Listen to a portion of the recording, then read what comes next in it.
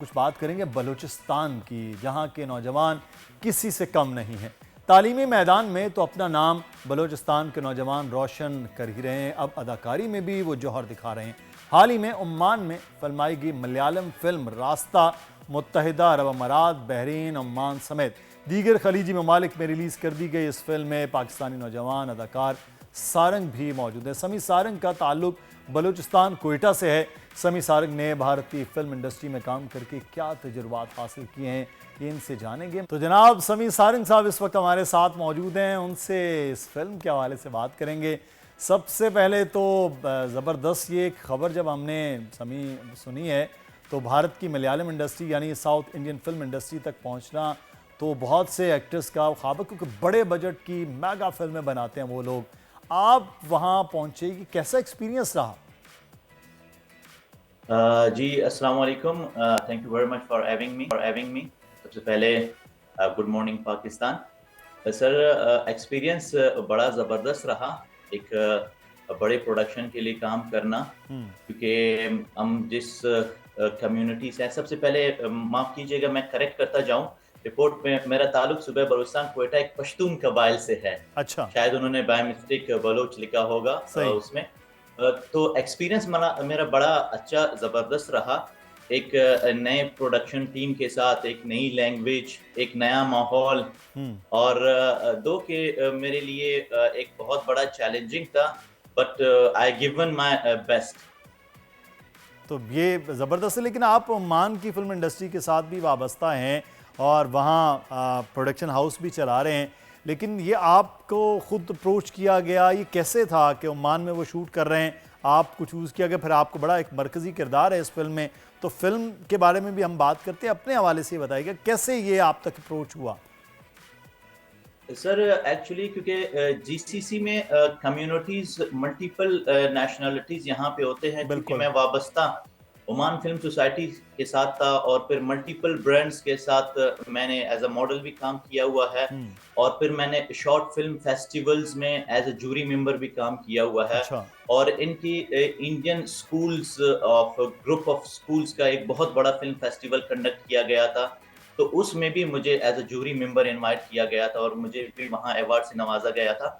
तो ये एक कम्युनिटी ऐसी है, जैसे मल्टीपल नेशनल्स यहाँ पे रहते हैं, तो और मेरे जो मुख्तलिफ ब्रांड्स के साथ मैं मुंसलिक रहा एज अ मॉडल, तो वहाँ से भी मुझे अप्रोच किया गया।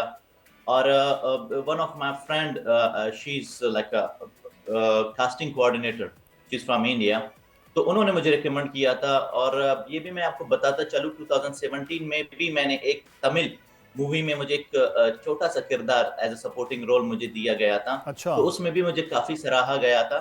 तो I think that was the connection. सही है, तो इसका मतलब है पहले एक छोटा सा एक्सपीरियंस था और उसके बाद अब ये इतना बड़ा किरदार वो निभा रहे थे। अच्छा, फिल्म के हवाले से बताइएगा, ये फिल्म ओमान में आप बता रहे हैं वो वहाँ पर शूट की गई है, क्या फिल्म की कहानी है और क्या स्टोरी है कि लोगों का अब होगा कि सारंग हमारे समी सारंग मौजूद हैं तो हमें तो देखनी है, लेकिन फिल्म के बारे में कुछ बताइए समी। सर फिल्म तो किस्म मुख्तसर मैं आपको बताता चलूं, ये एक लड़की की कहानी है जो अपने माँ से बिछड़े हुए 25 साल हो चुके होते हैं। इसको जैसे आपको पता है कि जीसीसी में जो लोग काम करने के लिए आते हैं, तो काफी मसाइल का उन्हें सामना करना पड़ता है और काफी वजूहात की वजह से वो घर नहीं जा पाते हैं। तो ये लड़की जो है 25 साल बाद अपनी माँ की तलाश में ओमान का रुख करती है।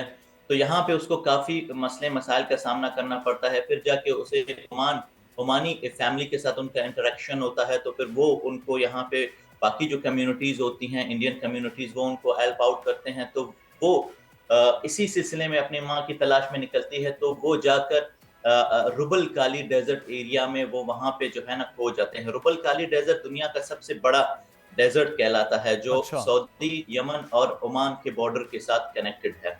तो उस हवाले से ये फिल्म में आपको थ्रिल, सस्पेंस, एक्शन और इमोशंस का बहुत बड़ा टच है, जो वो लड़की के इस दौरान सफर में जो है उसके साथ जो वाकयात पेश आते हैं, क्योंकि जब वो डेजर्ट में जो है वो खो जाते हैं, ये वो पूरी कुछ 5 दोस्त होते हैं, ये लड़की समेत।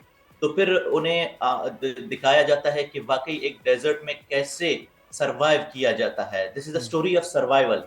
तो वहां पे उनको सैंडस्टॉर्म का और बाकी कुदरती क्लेमिटीज का उनको जो है ना सामना करना पड़ता है। तो इस तरह की गिर्द घूमती हुई एक कहानी है। सही। तो ये आप क्योंकि ओमान के पुलिस ऑफिसर नज़र आ रहे हैं, तो ये मलयालम ज़बान की फ़िल्म है, बेसिक शायद मलयालम उसकी लैंग्वेज है जो इसकी फ़िल्म की है। तो आप अरेबिक में उसमें बोल रहे हैं क्या? आप किस ज़बान में? और ये मुश्किल नहीं हुई, एक तरफ कोई और ज़बान बोली जा रही है, आप कोई और ज़बान बोल रहे हैं, ये कैसा एक्सपीरियंस है? सर ये मैं बताता चलूं क्योंकि ये यहाँ पे मैं एक मकामी पुलिस ऑफिसर का किरदार अदा कर रहा हूँ, रेस्क्यू कमांडेंट का। अच्छा। तो चूंकि यहाँ पे अरबिक और इंग्लिश में मुझे जो है ना मेरे डायलॉग्स थे, मगर सर चैलेंजिंग ये था मेरे लिए, जैसे मैं बताता चलूं उस वक्त जब कास्टिंग हुई थी मुझे एक छोटे से रोल के लिए मुझे उन्होंने कास्ट किया हुआ था। तो जब जाके मैं ऑन सेट पहुंचा तो वहां पे जब मेरी डायरेक्ट इंटरेक्शन डायरेक्टर्स बाकी टीम के साथ हुई और मैं यूनिफॉर्म में आया, तो तब जाके शायद उनको मेरी पर्सनालिटी और एक्सप्रेशंस वगैरह ऐसे लगे, तो उन्होंने मुझे direct on the set promotion दे के मुझे अच्छा। डायरेक्ट कमांडेंट का रोल दे दिया। कहते he looks like a commandant, good. तो फिर वो भी मेरे लिए चैलेंजिंग था। तो ऑन द स्पॉट मुझे काफी सारे डायलॉग्स हैंड ओवर किए गए हैं। फिर वो वाकई आपकी बात है, तो वो मलयालम लैंग्वेज उनमें से बहुत कम जो है लोग इंग्लिश बोल सकते थे। फिर वो मलयालम में इंग्लिश में ट्रांसलेट करना और उसके बाद फिर वो इमोशंस, वो एक्सप्रेशंस को समझना डायलॉग्स का, फिर dialogue delivery, that was a challenging for me, but I did my best. जो अभी स्क्रीन पे बहुत लोग उसको अप्रिशिएट कर रहे हैं सर। अच्छा, समीर सारंग, ये बड़ा डिफरेंट आपने अभी ये रिवील किया है कि आपको एक छोटा रोल था, लेकिन ऑन सेट आपको बिल्कुल रोल चेंज किया और आपको एक मेजर रोल में लेकर आए। तो ये सिर्फ और सिर्फ आपकी पर्सनैलिटी और यूनिफॉर्म होने के बाद ये आप बता रहे हैं कि सारी चीज़ें चेंज की गई। तो ये भी बहरहाल बड़ा एक ज़बरदस्त एक्सपीरियंस है।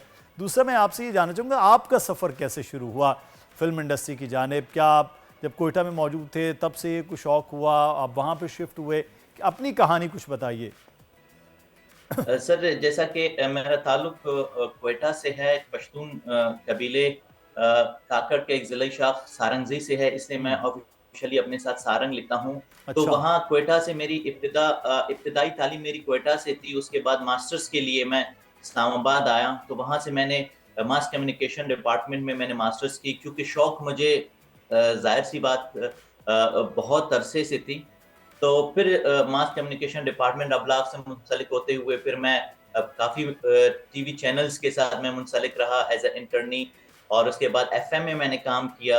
और फिर वहाँ पे मैंने एक छोटा से डॉक्यू ड्रामा में मुझे काफ़ी छोटा सा किरदार मिला, अच्छा। जहाँ से मुझे ज़्यादा मैं मोटिवेट हुआ। तो फिर मेरे एक दोस्त शाहिद अल बलूशी की तवज्जो से मुझे ओमान आना हुआ। अच्छा। तो फिर यहाँ से मेरा सफर का इब्तिदा स्टार्ट हुआ। बहुत स्ट्रगलिंग करनी पड़ी। शायद लोगों को ये लग रहा होगा कि समी सारंग डायरेक्टली वहां से कहाँ क्वेटा, कहाँ इंडियन फिल्म इंडस्ट्री, मगर इसके पीछे 10 साल की मेहनत है, बहुत स्ट्रगल है और बहुत सारी कुर्बानियां हैं, अपनी फैमिली से, अपने वालिदैन से, अपने मुल्क कौम मुल्क से दूर रहना। तो कुर्बानी के बाद ही बंदा सफल होता है सर। बिल्कुल, ये तो ख़ासी एक मेहनत तलब है। और जिस तरह से आपने पहले भी ट्रैवल किया और फिर अब ओमान चले गए हैं, वहाँ पर अब आप नाम बना रहे हैं, लेकिन आगे प्लान क्या है? एक बड़े बजट की, बड़े बैनर तले एक फ़िल्म आपने की है, आगे क्या कुछ प्लान सोचे हैं? और क्या कोई अगले आने वाले दिनों में भी किसी प्रोजेक्ट, बड़े प्रोजेक्ट पे आप काम कर रहे हैं? जी जी, मुझे काफ़ी इस फिल्म के रिव्यू के बाद मुझे यहाँ पे जो हमारा कॉन्फ्रेंस हुआ था और एक्टर्स जो इंडिया से आए हुए थे, तो उन्होंने भी मुझे थोड़ा सा मुझे वो दिया क्लू दी कि you should be ready for the next one. मगर मेरी दिली ख्वाहिश ये है, this is my wish dream, कि मुझे पाकिस्तान इंडस्ट्री में अपने मुल्क के लिए खिदमत और अपने मुल्क में काम करने का मुझे मौका मिले। वो मेरे लिए एक बाइस फ़ख्र बात होगी। तो पाकिस्तान में मॉडलिंग भी आप करते हैं, एक्टिंग भी करते हैं, तो पाकिस्तान में कोई राब्ता वाब्ता नहीं, क्योंकि आप तो ओमान सेटल्ड हो गए, तो यहाँ ऐसा किसी प्रोजेक्ट के लिए आपसे अभी कोई राब्ता नहीं हुआ? अब तक हाल ही में तो कोई राब्ता नहीं हुआ। तो शायद इसके बाद मैं उम्मीद करता हूँ कि शायद मुझे अपने मुल्क में ही काम करने का मुझे मौका दिया जाए। पाकिस्तानियों को भी एहसास हो जाए ना कि हमारा टैलेंट है, तो अगर उस टैलेंट को परखने वाले हमसाया मुल्क की इंडस्ट्री के लोग अगर नज़र आ रहे हैं तो पाकिस्तान में भी वो जो एक छाई हुई है पूरी की पूरी क्रीम ऊपर, और शायद उस तरह से काट के लोगों का आना फिल्म इंडस्ट्री में मुश्किल होता है। तो समी सारंग इस वक्त पाकिस्तान के ही बेटे हैं और ज़बरदस्त किस्म का परफॉर्म करें। समी, आपसे एक चीज़ है कि नए आने वाले ये समझते हैं कि ये बड़ी ज़बरदस्त ग्लैमरस दुनिया है, हम आएंगे पहले साल ही ऐसे हीरो होंगे, छा जाएंगे और बस। आप अपना 10 साल का सफ़र बता रहे हैं, मुश्किल है। नए आने वालों के लिए क्या सजेस्ट करेंगे कि रास्ता कैसे अपनाना है, काम कैसे करना है और फिर कोई मंजिल की जानिब फिर इंसान निकलता है? थिंग होता है कि सर आप अपने सफर का तायुन मंजिल का तायुन करते हैं, तो उसके बाद आप एक कॉन्क्रीट प्लान बना के अपनी सफर की तरफ जो है एक कैलकुलेटेड आपकी जो उस सफर की तरफ आपका वो है रिसर्च है वो आप करते हैं और फिर आप अपने सफर की तरफ अपना रास्ता हमवार करने की कोशिश करते हैं। प्रोफेशन कोई भी गलत नहीं है, आप जो आपका शौक है, आपका पैशन है, बिल्कुल। एंथुसियास्टिकली आप जिस चीज में इन्वॉल्व है, तो आप वो अपना मंजिल की पहले तायुन करें, तो उसके बाद आप 110% उस पर लगाएं। आज नहीं, कल नहीं, 1 महीने बाद, साल बाद अगर आप अपने सफर पे गामजन है, तो वो दिन दूर नहीं है कि आपको अपना मंजिल मकसूद जो है आपको ना मिल पाए। सही, बिल्कुल, ये बड़ा ज़रूरी है कि मेहनत, लगन और वो ज़रूरी है और उसके ये बाद चीज़ें होनी चाहिए। बहुत शुक्रिया समी सारंग हमारे साथ मौजूद हैं, आपके लिए, आपकी फ़िल्म के लिए।